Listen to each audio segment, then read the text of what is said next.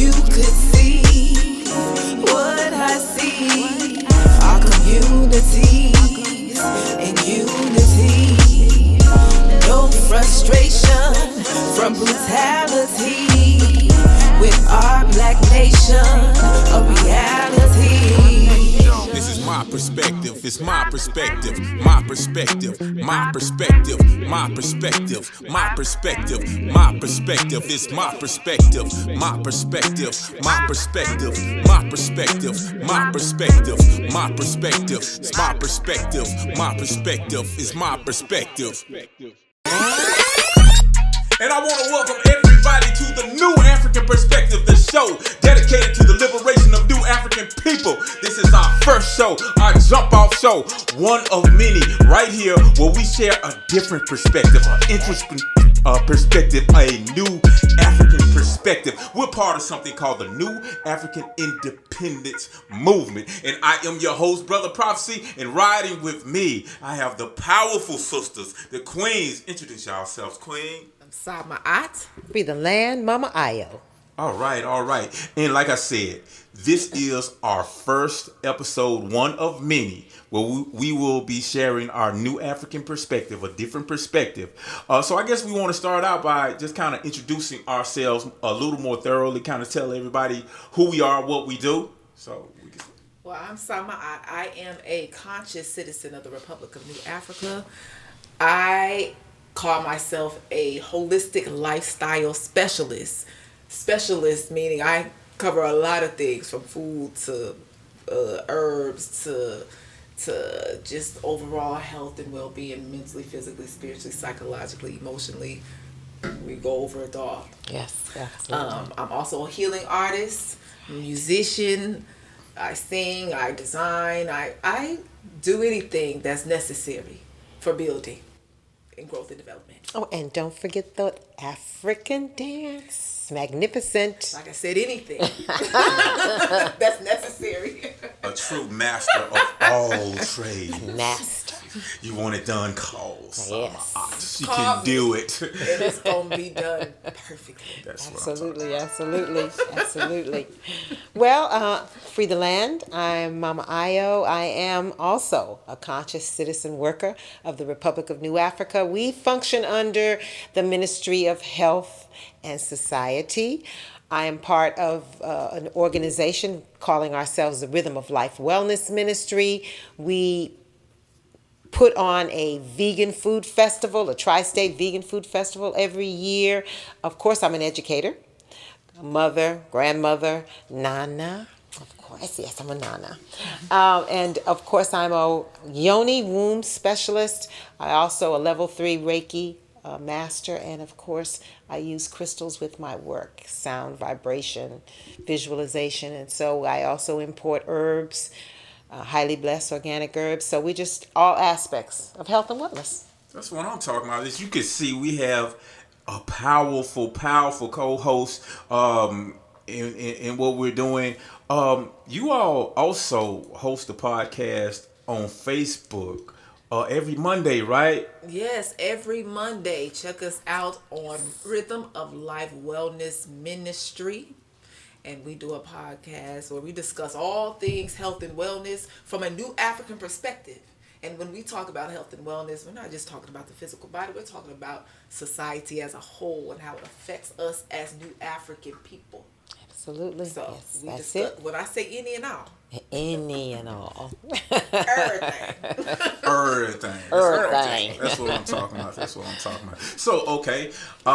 My name is Brother J-Ra, a.k.a. Prophecy. I am a film director. I am a poet, artist. I am a community activist. I am a martial artist, survivalist, a whole bunch of different things. And I am also a conscious citizen of the Republic of New Africa. And also, I host a radio show every Sunday from 11:30 to 12:30, The Voices of New Africa on AM 1600 WMQM right here in Memphis, Tennessee. So, check us out. You know what I'm saying? Free the land. Another master. All masters. A whole bunch of masters. I tried. Masters. Yes. Masters. Show of the masters. You know what I'm saying? We're not talking about golf or slavery. We're talking about true masters. You know what I'm saying? But Yes, indeed. so Sister Maud, what we got going on for the show today? Okay, so for our lineup, we're going to go visit our cadre corner, and in our cadre corner, we discuss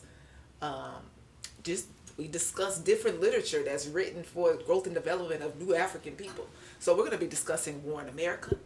We also, our main subject today is we're going to discuss what is the new African Independence Movement. Absolutely. I'm looking That's a heavy one forward. right there. What is the new African What is Independence? Right. Not just, what is it for real? Not just a lot of people saying free the land. You know what I'm saying? It's more than that. It's Sure. movement. Movement. And then we're going to visit our Black Power files. And we're going to be celebrating the infamous Kwame Nkrumah. Ooh-wee, my legacy. hero. Yes. Kwame Nkrumah. My hero. But first, we're going to discuss what's going on in the news. What's happening?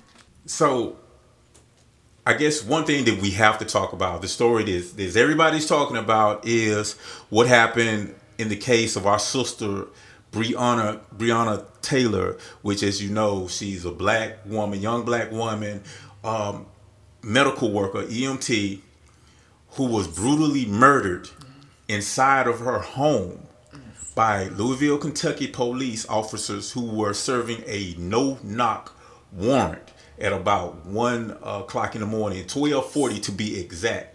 And they came to her house with a battering ram, and she was sleeping in the bed with her companion, with her mate. And they thought they were being robbed. They were, a home invasion. So this brother did what a man is supposed to do. He got up to protect himself, to defend himself. And the police returned fire indiscriminately, recklessly, murdering this young sister. You know what I'm saying? Hitting her at least 6 times. Right. And they didn't even though she was a medical worker, they didn't even give her medical attention. They let her lie there in her home, shot 6 times, like a piece of meat, like a piece of roadkill, you know what I'm saying, and didn't give her any medical attention for at least 20 minutes.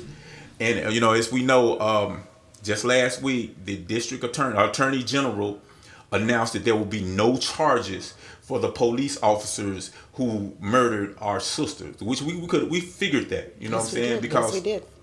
anytime you don't just have the video for everybody to see, for everybody to get mad, and have that real, it's going to be a case of your word versus the police officers. And how this system works is designed to allow the police to do what they do, which you understand, the very reason for the existence of the police department is not to serve and protect black people. It has always been to control and make sure they maintain a possible threat.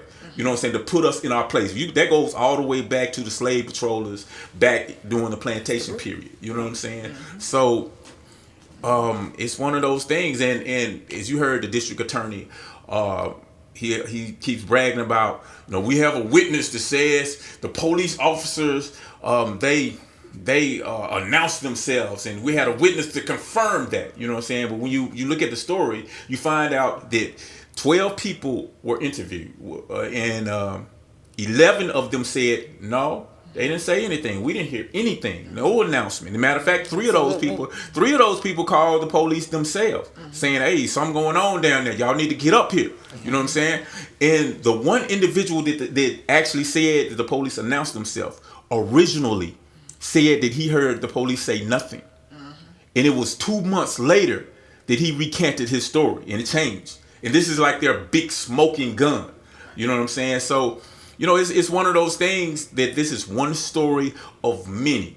Yes. A long line of many. And you gotta ask yourself the question, what I'm saying? When are we gonna, start looking at some different alternative, something different, other than going to the very people who are executing us and saying, "Hey, give us justice from you." You know what I'm saying? If you come to me and tell me to punish myself, I'm gonna tell you, okay, sure. You know what I'm saying? That's correct. I got you. Yep. You know what I'm saying? So, what are y'all thoughts on that?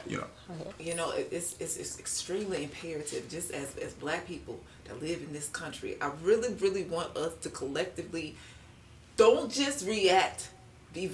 Don't be reactionary. We have to start being wise about our decisions. Like Brother Prophet said, it doesn't make any sense to expect this particular country that thrives on our demise. This country thrives on our demise. We should never expect anything other than that. So, coming from a New African perspective, we're always focused on building for self-determination, freeing the land so that we can free up our condition, so that we can be free. I concur with that. But I also just wanted to point out to our listeners that here again, we have to apologize to Brianna's family for this double tragedy, because first of all, they tried to give you some money to appease what they knew was getting ready to come, and then to see that no convictions, because I'm sure as a family you're expecting monetary because you did file a civil suit, but you also expect justice. So once again, we're saying no justice, no peace, and it's all based on a systemic infrastructure. You have to know that you're in the belly of capitalism, imperialism, and white supremacy, which equates to racism. And it is against people of African descent. It is against people who have built this country. There is never going to be justice. So, as Brother Prophecy says, what are we going to do? What are going to be our new strategies? Because we are tired of the marching, the protesting, because there are a lot of people who know that this was an unjust act. So what are we going to do? How do we stop the continued killings? And that's a conversation. Yeah, that's a real conversation, because there's some things that we have to come to grips with in America. Because, see, by the very nature of the system, by the very foundation of the system was founded on the exploitation and oppression of our ancestors. We got to understand that clearly. This nation was built. These people made billions and billions. The wealth of this country is traced back to the oppression and exploitations of our ancestors. That simple fact means that black people in America will always be a threat. It doesn't matter what we do.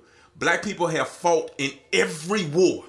And even the American Revolution, that so-called Independence War, where black people were considered to be chattel. Yes, to help bring in this nation, where they just wrote in their constitution that we were only 3/5 of human beings. Absolutely. It doesn't matter what we do. We can act like them. We can talk like them. We can process our hair and burn our scabs or whatever we want to do, bleach our skins. It's not going to matter, because we will always be a threat, not because of anything that we did, but because of what they did to us. Absolutely. And because they reap the benefits from an injustice, from an injustice. See, we have to understand that when the first African was put into this system of chattel slavery, that was a declaration of war. Absolutely.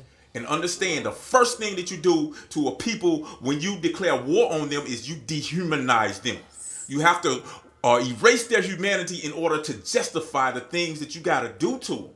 You know what I'm saying? And we are dealing with that today. What you're seeing, these are all residual effects of things that happened over 400 years ago. That's why they can shoot us dead in the streets with our hands up, or shoot us in the back when we're going to the car where our children are. And they can do all of these things because they have erased our humanity. Yep. You know what I'm saying? No impunity. And by doing this, they have become wealthy. And they're not ready to give up their wealth, their power, their influence by trying to do right by our people. You know what I'm saying? So we got to get that clear. You know what I'm saying? That's why, we get mad at, about what happened to Breonna Taylor, about Jacob Blake, and the list goes on and on. But then we look at Kyle Rittenhouse, and he shoots 3 people at a protest, kills 2 of them, walks straight past a police officer. Matter of fact, talks to the police officer, then goes home.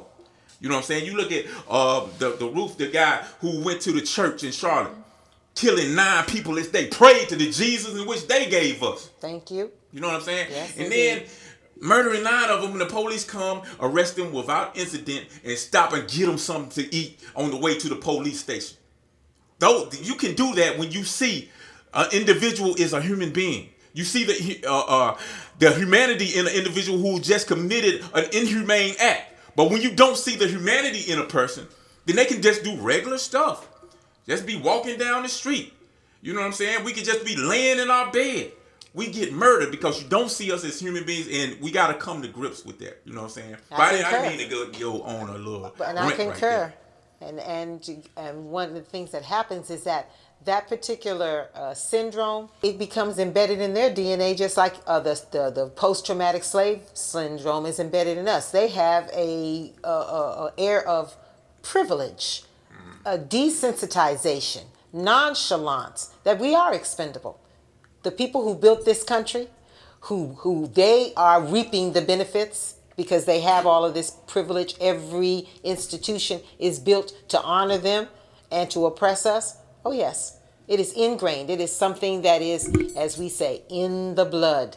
So how are we as New Africans, how and in which way are we going to stop them from killing us? Jones. Try to show y'all a different perspective, a different point of view. See this? No need to beg and plead for your freedom, independence, and our ultimate happiness. We are building our own Black nation by freeing our land, working our land, building collectively, and strengthening the Black family unit. Our goal is land, independence, and self-determination. Vote within your own Black nation, the provisional government of the Republic of New Africa, October 23rd through the 25th, 2020.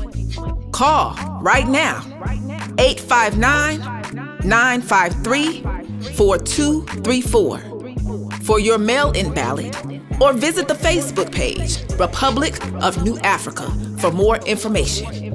Free the land by any means necessary.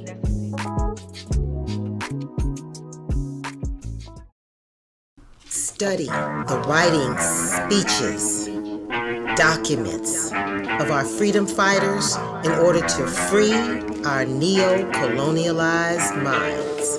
This is the Cadre Corner. Free the land. Today we're going to be looking at one of our study materials, and it is entitled War in America. Of course, it was written sometime 1968, there's an edition. 1966, there's an edition. But it definitely was produced and written by Imari Abubakari Obedeli. So it is affectionately known as the Malcolm X Doctrine.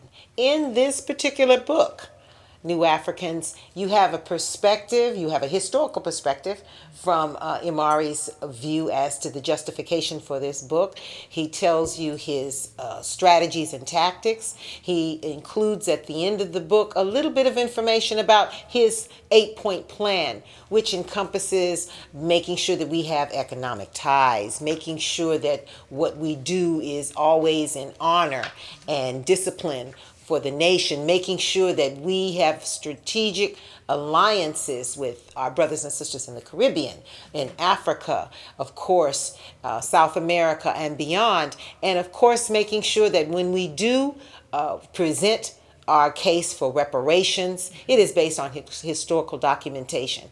I think this is an excellent beginning book when we go into work, study, and training to prepare ourselves for you to stand on the shoulders of these great giants and understand the philosophy. Because remember, we're looking at a book that was produced in 1968. And we, of course, in work, study, and training, you're going to think about are some of the strategies and tactics that's presented in this book, is it still relevant? And even if it still is not relevant, how did it lay the foundations for the Declaration of Independence to form the provisional government of the Republic of New Africa? Okay, so is it anywhere we can get this book? How, if somebody wanted to get this book, how could they get a hold of a copy?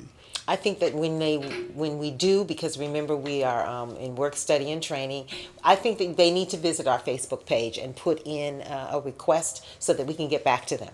And remember, the Facebook page, of course, is the Republic of New Africa. No doubt. Yes, not no the. That's Republic of New New Africa. Thank you. Facebook. You know what I'm saying? Facebook Thank you, keyword thank you. Republic of New Africa. That's right. Africa Okay. with the K. Thank you. Yes. We got to put that on the screen. Yes. You know what I'm saying? Make sure. Excellent Cadre's Corner, you know what I'm saying? And it's imperative that we do the study so we can work on ourselves, you know what I'm saying? Because we have to free the first nation that has to be free is the nation of self, you know what I'm saying? We have to free ourselves, you know what I'm saying? So we can act like a free-minded people. And we can build a free society, you know what I'm saying? But we cannot build anything free if we have an enslaved mindset. You know what I'm saying? From a European perspective. Exactly. So that's dope. So I guess up next, you know what I'm saying, we've been talking about this thing called the New African Independence Movement. And we just had, some literature that kind of lays the foundation of a New African Independence Movement. We want to ask the question, what the heck is the New African Independence Movement? You know what I'm saying? What are your thoughts on that? Well, the New African Independence Movement is the movement that supports the foundational building of the provisional government of the Republic of New Africa. What is the provisional government of the Republic of New Africa? It is a government that was founded by 500 delegates in 1968 from all over.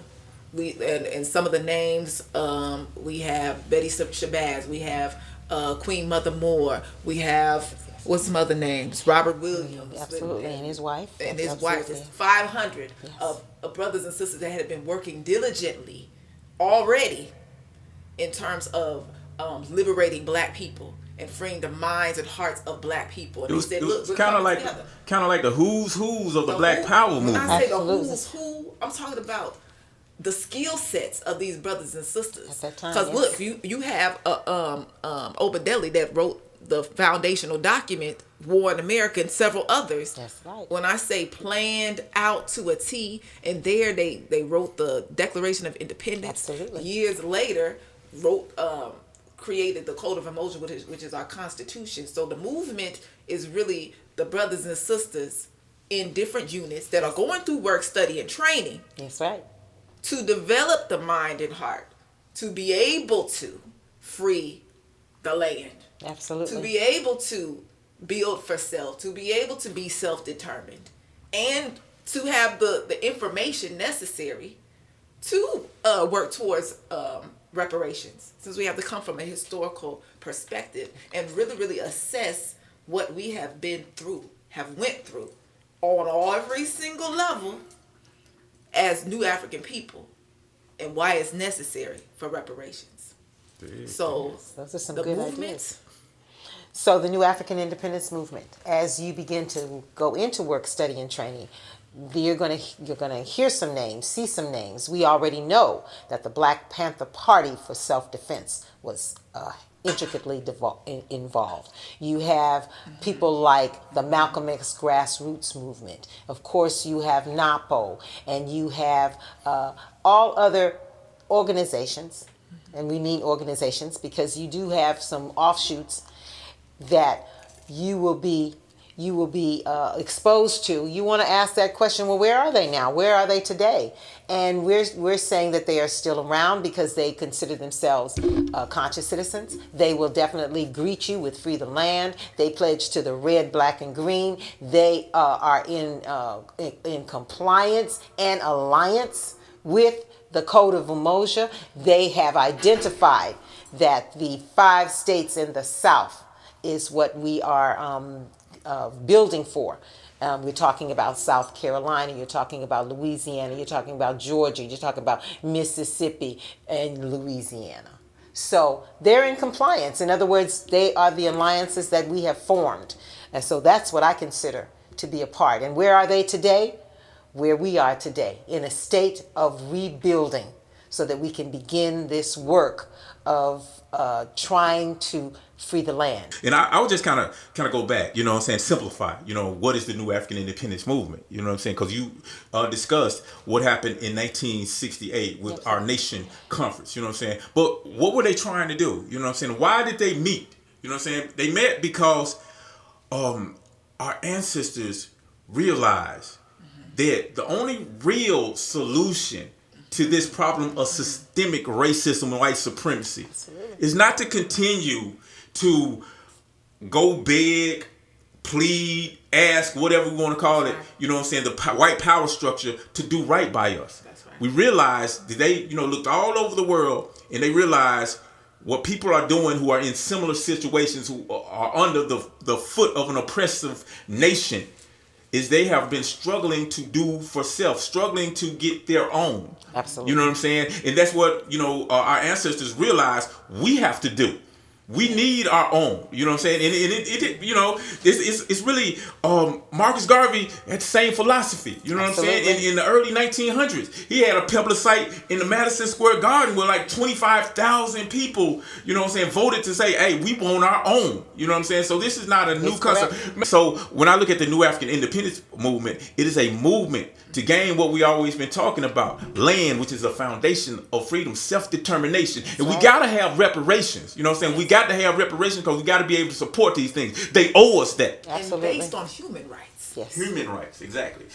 So we're going to get into like a Black Power file, you know what I'm saying, with one of our instrumental freedom fighters, one of the greatest of all times, Kwame Nkrumah, coming up next right after this. This is the New African Perspectives.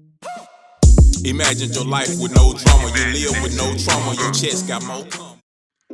Leaders, scholars, freedom fighters, all those soldiers who've been struggling for the liberation of black people. This is the Black Power File. Ladies and gentlemen, we live in a world of contradictions. These contradictions, however, keep the world going. Let me explain what I mean. Ghana is a small but very dynamic, independent African state. We are trying to reconstruct our economy and to build a new, free, and equal society. To do this, we must attain control of our own economic and political destinies. Only thus can we create higher living standards for our people and free them from the legacies and hazards of a colonial past and from the encroachments of neo-colonialism. Okay, that was Kwame Nkrumah, one of our great freedom fighters. You know what I'm saying? What can we say about, the legacy that he left and what, his work, his words, his teachings mean to us today? Well, I can say for the great Kwame Osajifo Nkrumah, he launched in 1957 what we call the liberation movement in Africa. Of course, you know that he spent some time in America going to Lincoln University, and he lived 10 years here.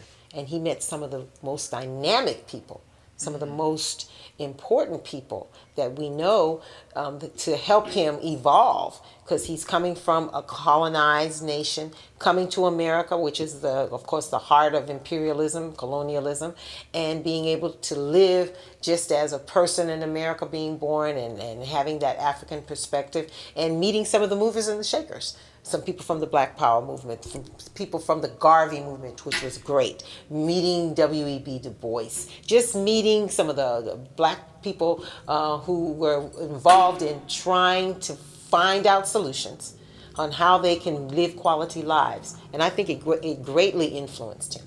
And he then, of course, went to England and spent some years, was very instrumental in organizing and putting forward some of the Pan-African Congresses and creating political parties.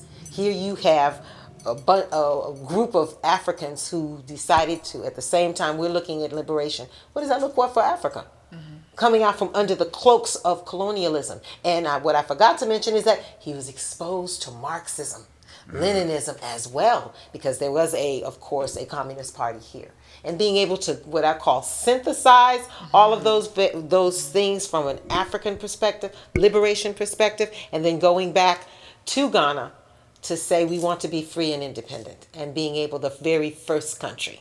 Really, when I study our great brother, what really stands out is once, he took control of Ghana, became, the leader in Ghana, the type of system that he began to implement. It was based on scientific socialism. And a lot of people get afraid when they hear that word because the propaganda of America has been pro-capitalist, and we don't understand that the very nature of capitalism is the evolution of the enslavement system. But we'll get into that on another show. But he created a type of system where you had free healthcare, free education, where the economy began to thrive, the people began to thrive, and it actually cut the stranglehold that many Western capitalist countries had on Ghana. And that, that just raised a red flag. And that, to me, I think that was one of the main reasons why they overthrew this brother, you know what I'm saying? Because, many people believe the CIA was over, what ultimately happened to Kwame Nkrumah. Yes. That's correct. Yes, and see, I love studying about the brothers and sisters, specifically on the continent, that because once Ghana gained their independence, then you had other independence movements in Africa. And the one thing that because we are in the New African Independence Movement and we want independence, I always look at what went wrong, what happened, what do we have to be prepared for to avoid, I don't want to say failure, because it was most definitely not a failure. It was the next step toward ultimate liberation. You know what I'm saying? And it really laid a foundation for us still today in terms of those different aspects that we are building on. Because he put in place so many different institutions, yet making sure that the people, mindsets of the people who have been colonialized for so long, are prepared for the shift. Yes. That's what we have to really, really, really be prepared for, because people may want change. Like here in America, we want change. Black people want change. Yet, are we really, really prepared collectively, consciously, to be able to shift to doing for self? That's right.